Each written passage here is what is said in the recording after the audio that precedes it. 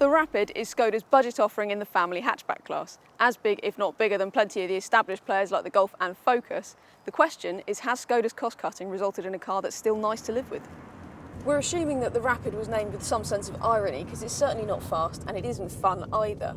It does grip perfectly well and the steering's very adequate, but it's really quite a firm ride. It sort of transmits lots of the bumps in the road and it's never really as comfortable as you want it to be. It doesn't have the same sense of agility and involvement that you can get from the best hatches in this class. There is a good engine range, including a turbocharged 1.2 petrol, which is the cheapest option and it's actually one of the nicest as well. It's sweet revving, it actually pulls the car well despite its size. It's a really good option if you're going to do a lot of town driving. There are more powerful diesel and petrol options, which will be probably more favourable if you're going to carry a lot of people and luggage around often. However, they do push the price up, which makes the Rapid a bit harder to justify. In here is where you really will see some compromise for the cost cutting.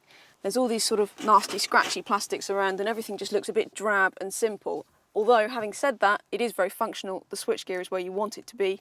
Visibility is really good and there is plenty of adjustment to the seats.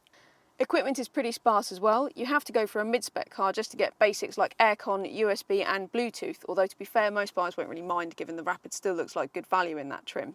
You really won't be wanting for space in the Rapid. It's probably got more head and legroom than most other family hatches, which could really sway buyers because it's just offering much more space than most other things at this price. It's the same story in the boot, which is absolutely enormous, sort of as big as cars from a class or two above. Which is why you'll probably forgive it quite easily for having quite a deep drop into the boot, and also when the seats are folded they do leave a bit of a slope. So, there are cars out there that are certainly more exciting and generally more enjoyable to live with than the slightly dull Skoda Rapid.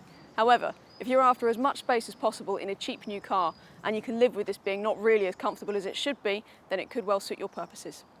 For more information, go to whatcar.com and search for Skoda Rapid, and while you're here, click subscribe and have a look at the rest of the videos on our channel.